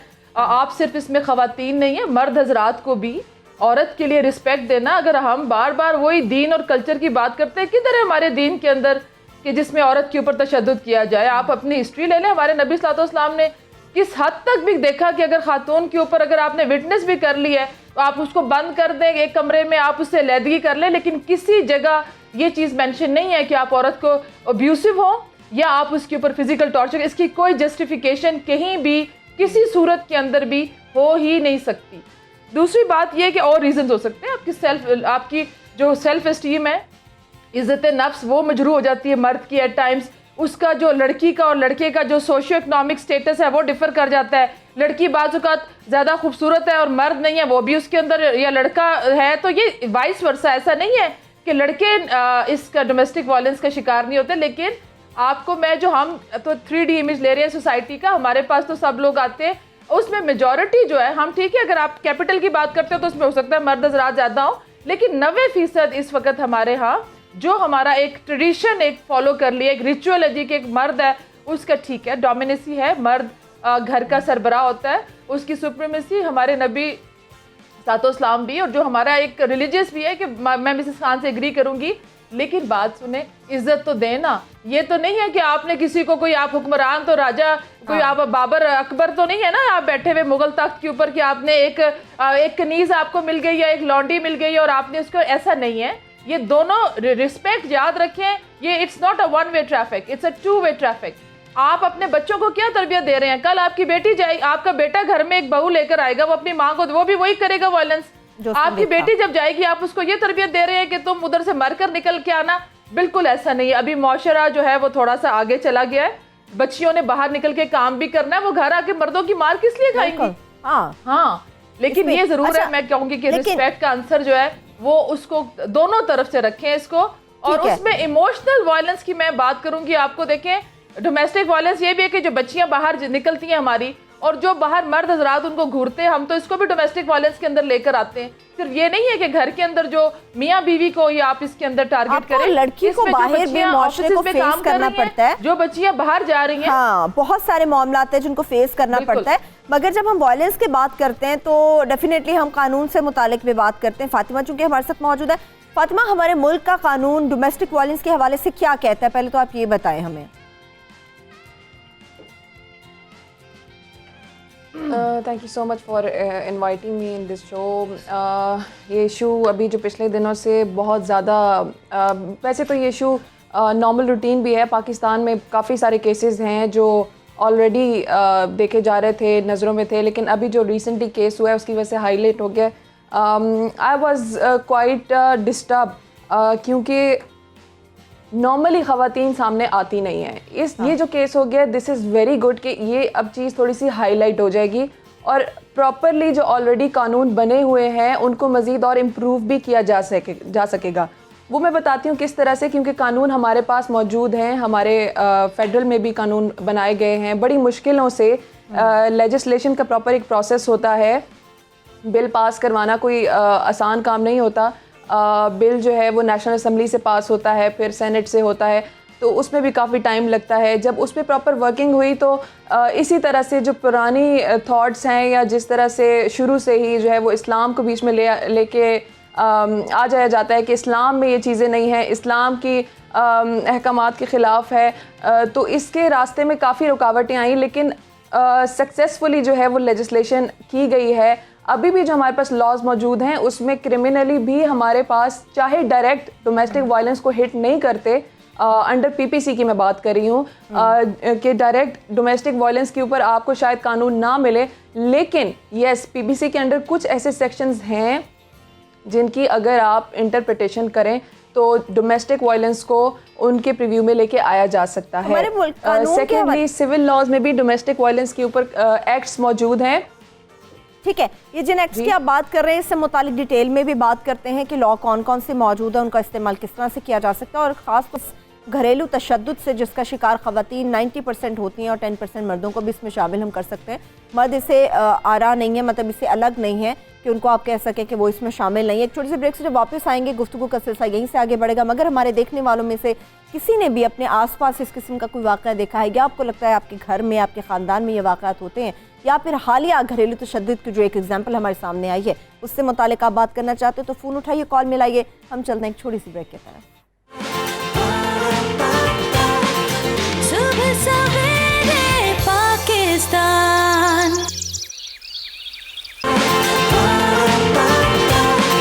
सुबह सवेरे पाकिस्तान।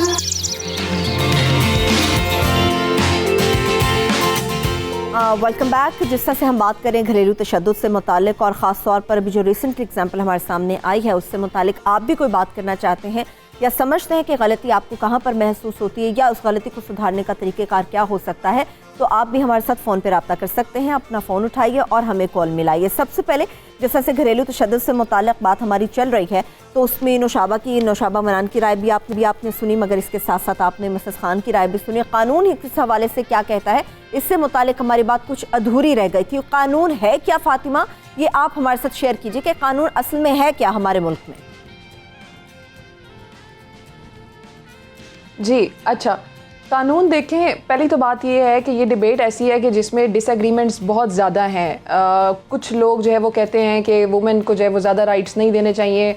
वायलेंस जी वो एक कल्चर चलता आ रहा है सिंस द टाइम इमेमोरियल कि मर्द जो है वो अपनी अथॉरिटी को अब्यूज़ करता है और उसको सोशली एक्सेप्टेबल जो है वो कर दिया जाता है कि जी शादी होती है तो मर्द तो जी हाथ उठाएगा ही, बीवी जो है वो खामोश रहे, बीवी का काम है खामोश रहना। तो इस सूरत हाल में मुल्क में लेजिस्लेशन बड़ी मुश्किल हो जाती है। इवन देन लेजिस्लेशन हो चुकी है, हमारे पास एक्ट्स मौजूद हैं, सिविल लाइबिलिटीज़ भी हैं, डोमेस्टिक एक्ट है हमारे पास 2012 का, उसमें सिविल लाइबिलिटीज़ भी मौजूद हैं। अगर आप पीपीसी के अंडर लाइक इसको क्रिमिनली अगर लाइबिलिटीज़ क्रिएट करना चाहें तो आप वो भी कर सकते हैं। तो ऐसा नहीं है कि हमारे पास कानून नहीं है, कानून बिल्कुल जी मौजूद है, लेकिन हमारे पास मोरालिटी नहीं है, हमारे पास माइंडसेट नहीं है।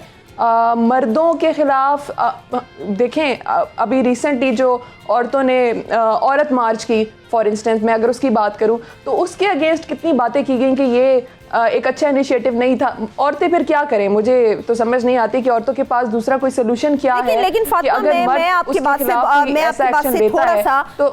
से फातिमा थोड़ा सा डिसएग्री करूंगी। जो औरत मार्च के हवाले से आप खासतौर पे बात कर रही हैं, बहुत सारी ऐसे नारे लगाए गए थे जिनके मुतालिक आई थिंक हमें इस प्लेटफॉर्म पे बात नहीं करनी चाहिए। मिसेस खान की तरफ मैं जाऊंगी, मगर उससे पहले मिसेस मैं इसी बात पे आ रही हूँ, मैं इसी बात पे आ रही हूँ। बस एक छोटी सी बात है, इसकी मुझे थोड़ा सा क्लियर करने दें कि जब प्रॉपर लाइबिलिटीज क्रिएट ना हो या कोर्ट में जो है वो केसेस प्रॉपर ना आए या प्रॉपर आवाज़ ना उठाई जाए, तो फिर इस तरह के बैनर्स तो उठेंगे ना। यही मेरा पॉइंट है कि बैनर्स ऐसे उठे, उससे पहले हम ऐसी कोई लाइबिलिटीज़ क्रिएट कर लें या ऐसे केसेस सामने ले आए और इस चीज़ को एक्सेप्ट करें हम मॉरली कि हाँ ये गलत हो रहा है, औरतों को प्रॉपर राइट्स देने चाहिए। इक्वालिटी या ना इक्वालिटी तो टॉपिक ही नहीं है, हम तो सिर्फ रिस्पेक्ट की बात करें, हम तो सिर्फ हाथ उठाने की बात कर रहे हैं। मारे खाना ना हमारे कानून में है और ना हमारी शरीयत इसके बारे में कुछ कहती है। बिल्कुल, आप बिल्कुल ठीक फरमा रही हैं फातिमा। इस वक्त मिसेस नाहिद भी हमारे साथ कॉल पे मौजूद है, उनसे भी बात करते हैं। जी मिसेस नाहिद, बात कीजिए। अस्सलाम वालेकुम। वालेकुम अस्सलाम जी, मैं मिसेस नाहिद बात कर रही हूँ। मैंने ये पूरा आपका सुना है, इस पे मैं बात करना चाहती हूँ कि जो मिसेस खान ने बात की है ना, जी मैंने स्टार्ट में सारा सुना। मेरा अपना तजर्बा है कि मेरे मियाँ कुछ गुस्से के तेज थे, लेकिन शुरू में 1-2 बार हमारी लड़ाइयाँ हुई, लेकिन जब मैंने देखा कि इससे हल नहीं होता, एक अल्लाह से मदद मांगी मैंने कि जब अकेले होना तो अल्लाह ताला से दुआएं करनी, और दूसरा मैंने अपनी जुबान को बंद किया। अच्छा, बिल्कुल बंद किया। और जब उनका गुस्सा बिल्कुल ठंडा हो जाता था शाम या दूसरे दिन या तीसरे दिन, तो मैं फिर बताती थी कि ये मेरा नहीं है, इस तरह कसूर और बात ये थी। और मैंने उनकी खिदमत बीच में बिल्कुल नहीं छोड़ी, ना मुंह फैलाया। अगर बैठे हैं तो तकिया पेश करना या खाना वगैरह का टाइम है तो खाना देना, उनके सारे काम मैं करती थी और अल्लाह से मदद मांगती थी।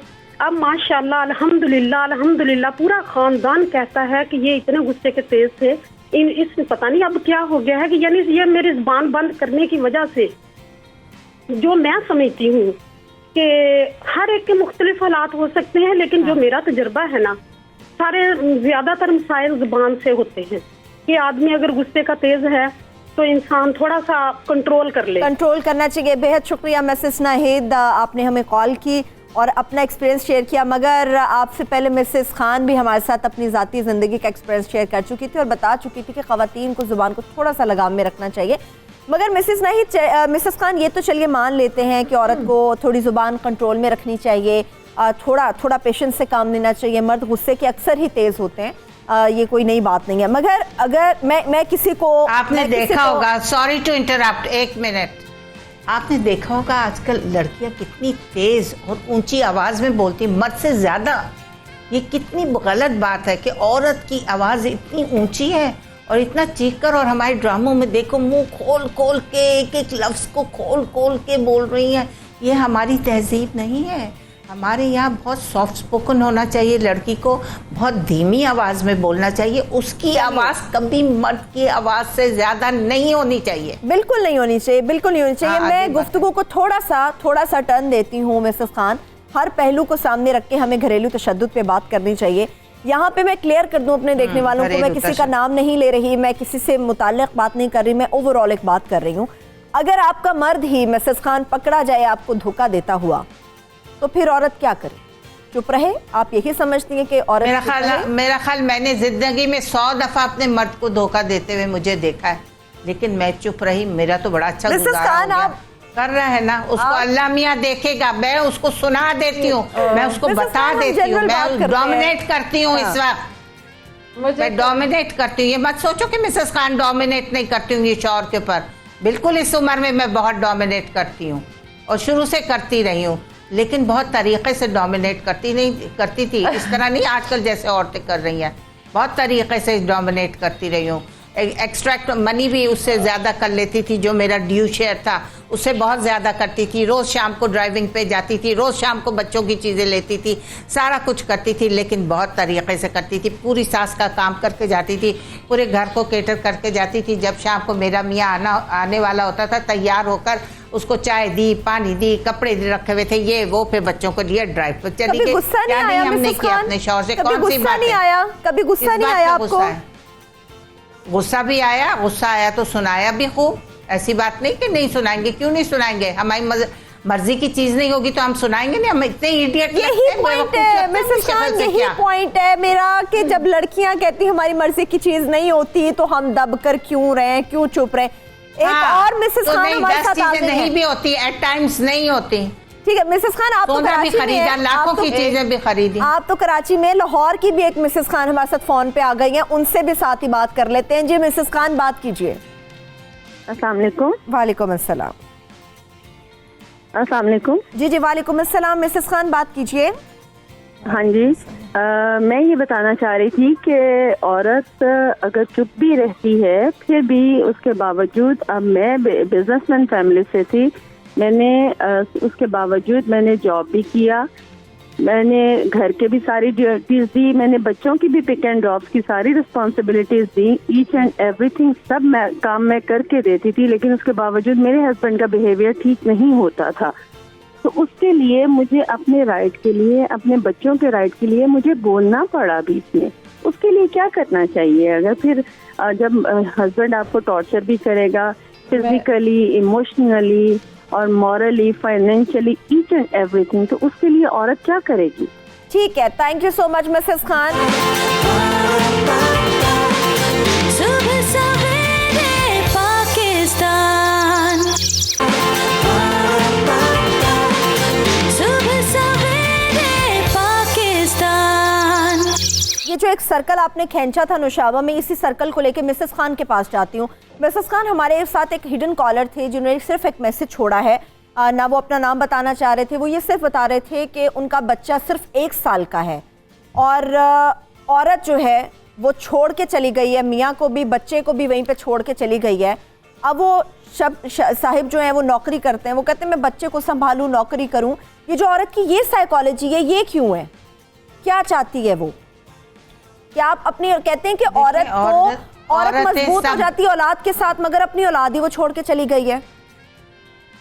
हाँ, कई केसेस में ऐसे देखा है कि औरत बहुत सख्त होती है। मैंने भी ये कई जगह देखा है कि औरत बहुत सख्त होती है। या तो वो पागल इस हद तक चली जाती है कि वो दूसरे मर्द की इश्क में, दूसरे मर्द की चाहत में अपने शौहर को और बीवी को भी छोड़ दे, शौहर को और बच्चे को भी छोड़ देती है।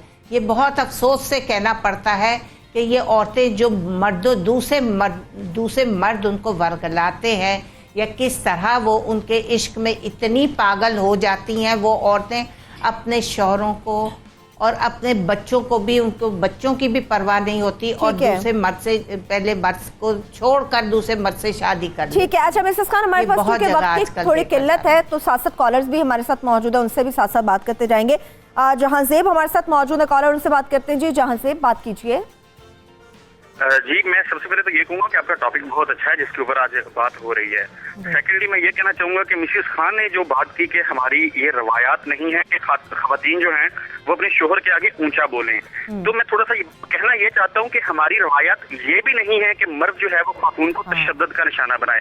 आपके डिसएग्रीमेंट्स हो सकते हैं, आप बात करें, तीसरी किसी पार्टी को अंदर ले आए, मिल बैठ के बात हो सकती है। हाथ उठाना, तशद्दुद करना, फिजिकल टॉर्चर, ये कतई काबिल कबूल नहीं है, ना ये हमारा इस्लाम कहता है, ना ये हमारी रवायात कहती है। यही मेरा एक छोटा सा मैसेज है। बहुत शुक्रिया जहांज़ेब, थैंक यू, आपने कॉल किया। अच्छा फातिमा, हम देखते हैं, हम कहते हैं कि जितनी ज़्यादा अवेयरनेस होगी मुआशरा उतना ज़्यादा तरक्की करेगा, जितनी ज़्यादा आप ख़वातीन को तालीम देंगे या मर्दों को जितनी ज़्यादा तालीम देंगे, पढ़ा लिखा बनाएंगे, एक बेहतर मुआशरा डेवलप किया जा सकता है। आप तो कोर्ट में होती हैं, जब हम बात करते हैं डोमेस्टिक वायलेंस की, तो कितनी बड़ी तादाद या कितनी बड़ी रेशो ऐसी है जो घरेलू तशद्दुद की शिकार ख़वातीन हो या फिर मर्द हो, किसी ना किसी तरीके से वो आपको नज़र आते हैं कोर्ट के अंदर, और उनकी तादाद क्या होती है?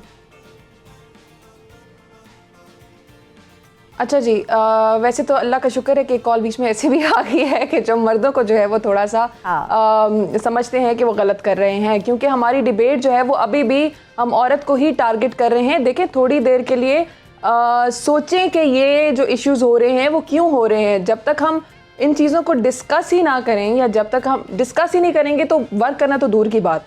जहाँ तक कोर्ट्स की बात है तो कोर्ट्स में जी ऐसे जो भी केसेस आते हैं वो नॉर्मली खुला और डिवोर्स के आते हैं। जब भी कोई असल में होता ये है कि जब डोमेस्टिक वायलेंस होता है ना तो औरतें सहती हैं। पाकिस्तान में ये कल्चर है, एक तो मर्द अपनी अथॉरिटी का नाजायज़ फ़ायदा उठाते हैं, अब्यूज़ करते हैं, चाहे वो साइकोलॉजिकल है या चाहे फिजिकल है, व्हाटएवर इट इज़, बट वो जब करते हैं तो औरत सहती है, इसमें कोई शक नहीं है, सब औरतें सहती हैं। 90% औरतें इस अब्यूज़ से गुजरती हैं, और ये मैं नहीं कह रही, ये सर्वेस कह रहे हैं।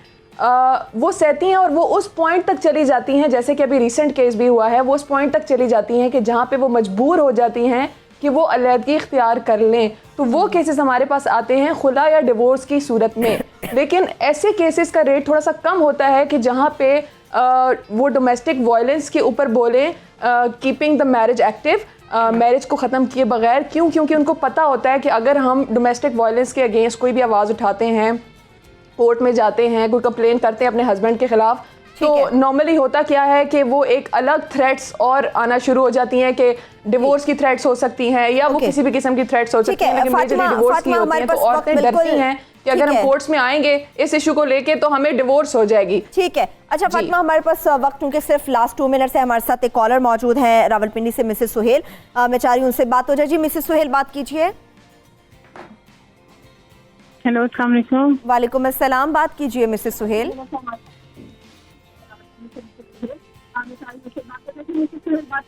अस्सलाम वालेकुम। जी वालेकुम अस्सलाम। मिसेस सुहेल, अपने टीवी का वॉल्यूम प्लीज बंद कर दीजिए वरना बात नहीं हो सकेगी। मैंने आप सबकी बातें सुनी है, लेकिन ऐसे फील हो रहा है कि जैसे ये सारा मेरे साथ हो रहा है। मैं अपने हस्बैंड की इतनी केयर करती हूँ, लेकिन वो मेरा हस्बैंड मेरे से जरा भी नहीं करते। वहाँ कभी किसी औरत के साथ इन्वॉल्व होते हैं, कभी किसी औरत के साथ इन्वॉल्व होते हैं, लेकिन इसके बावजूद भी फिर भी वो मेरे कहते हैं कि मैं अब क्रिश्चियन के साथ उनकी फ्रेंडशिप है, वो कहते हैं मैं उससे शादी करूंगा, तो मैं फिर भी उनका ख्याल रख रही हूँ। इसका जो भाई है वो मुझे मारता है, मैं एक कमरे में गुजारा कर रही हूँ।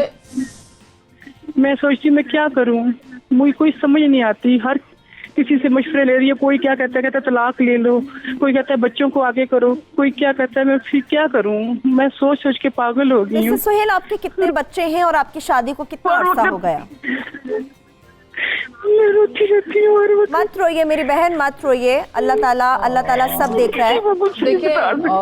मेरे पेरेंट्स की इज्जत है, सैक्रिफाइसेस की एक लिस्ट है जो औरत करती है। आप सरवत ये बात देखें कि यही तो चीज़ है कि जो मर्दानगी, जो मर्द को हम जब बहुत ज़्यादा हाईलाइट इस चीज़ के ऊपर भी कर देंगे ना कि आपके पास 4 शादियों का राइट है, आपके पास इस मुल्क में ज़ैनब जैसी बच्ची का इंसिडेंट हुआ है, मेरे पास इस मुल्क के अंदर जितने भी सेक्सुअल अब्यूज हुए हैं वो बच्चियों को लेकर आए हैं। तो इसी किस्म के केसेस हैं जो लड़कियों को आप घर में इमोशनली, और तो आप वेरी अनफॉर्चुनेट, नौशाबा, मेरे पास कि हमें इस चीज को, औरत को एज ए इंडिविजुअल आइडेंटिटी बिल्कुल, मेरे पास वक्त बिल्कुल खत्म हो चुका है। बहुत शुक्रिया नौशाबा, आप हमारे साथ मौजूद थी। मिसेस खान, आपका बेहद शुक्रिया। फातिमा खान, आपने भी वक्त दिया, आपका बेहद शुक्रिया।